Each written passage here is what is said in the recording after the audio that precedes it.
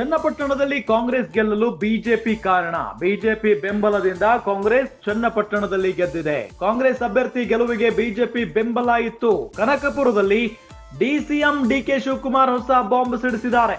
BJP ನಾಯಕರು ಯಾರನ್ನು ಎಲ್ಲಿಗೆ ಹೋಗಿ ಭೇಟಿ ಮಾಡಿದ್ದಾರೆ ಎಲ್ಲವನ್ನೂ ಬಿಚ್ಚಿ ಹೇಳಲು ನಾನು ಹೋಗೋದಿಲ್ಲ.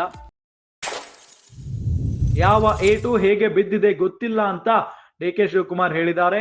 ಯಾವ ಬೂತ್ಗಳಲ್ಲಿ ಯಾರಿಗೆ ಮತ ಬಿದ್ದಿದೆ ಪರಿಶೀಲಿಸಲಿ. ಬಿಜೆಪಿ ನಾಯಕರಿಗೆ ಸವಾಲ್ ಹಾಕಿದ್ದಾರೆ ಡಿಸಿಎಂ ಡಿಕೆ ಶಿವಕುಮಾರ್.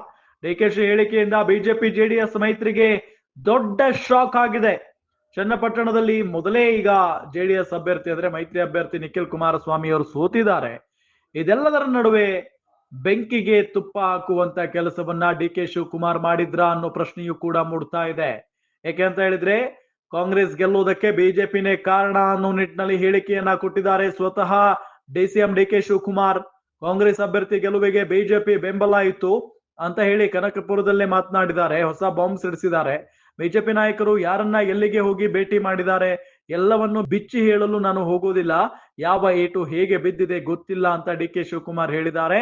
ಯಾವ ಬೂತ್ಗಳಲ್ಲಿ ಯಾರಿಗೆ ಮತ ಬಿದ್ದಿದೆ ಪರಿಶೀಲನೆ ಮಾಡಲಿ. ಬಿಜೆಪಿ ನಾಯಕರಿಗೆ ಸವಾಲ್ ಹಾಕಿದ್ದಾರೆ ಡಿಸಿಎಂ ಡಿಕೆ ಶಿವಕುಮಾರ್.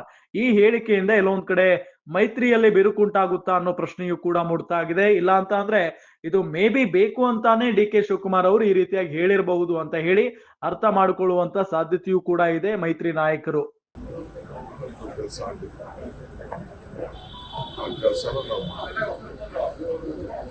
ಈ ಮಧ್ಯೆ ನಮ್ಗೆ ಬಹಳ ಜನ ಸಹಾಯ ಮಾಡಿದ್ದಾರೆ. ಎಲ್ಲ ಪಾರ್ಟಿಯವರು ಮಾಡಿದ್ದಾರೆ. ಕಾಂಗ್ರೆಸ್ ಪಾರ್ಲಿಮೆಂಟ್ ಇದು ಕೂಡ ದಳದ ಅನೇಕ ನಾಯಕರುಗಳೆಲ್ಲ ನಮಗೆ ಬೆಂಬಲವಾಗಿ ಸಪೋರ್ಟ್ ಮಾಡಿದ್ದಾರೆ. ಬಿಜೆಪಿಯವರು ಮಾಡಿದ್ದಾರೆ. ಬಿಜೆಪಿಯವರೆಲ್ಲ ಬಂದು ನಮ್ಮ ಜೊತೆ ಬೆಂಬಲ ನಿಂತ್ಕೊಳ್ಳಿಲ್ಲ. ಅವರು ಪರೋಕ್ಷವಾಗಿ ಪ್ರತ್ಯಕ್ಷವಾಗಿ ಸಹಾಯ ಮಾಡ್ತಾರೆ. ದಳದವ್ರು ಸಹಾಯ ಮಾಡಿಲ್ಲ. ನಮ್ಗೆ ಇಷ್ಟು ಓಟ್ ಬೇಕು.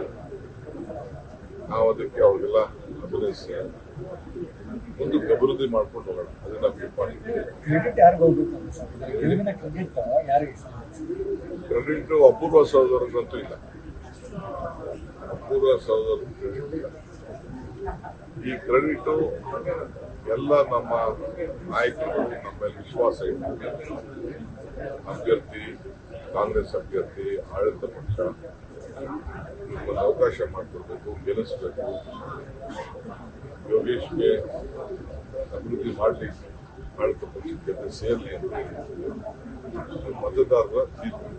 ಸರ್, ಜಿಲ್ಲೆಯನ್ನು ಸರ್ ಜೆಡಿಎಸ್ ಮುಕ್ತ ಜಿಲ್ಲೆ ಮಾಡುವಂಥದ್ದು 4ಕ್ಕೂ 4 ಕಾಂಗ್ರೆಸ್ನ ಶಾಸಕರು ಇರುವಂಥದ್ದು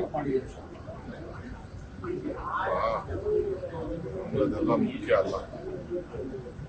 ಏನ್ 19 ಇದ್ರು ಜಿಲ್ಲೆ ನಮ್ಗೆ ಮುಖ್ಯ ಅಲ್ಲ. ಇನ್ನೂ ಬೇಕಾದಷ್ಟು ಇದ್ರು. ಈಗ 19 ಆಗಿದ್ರು, 18 ಆಗಿದ್ರು ಅಷ್ಟೇ.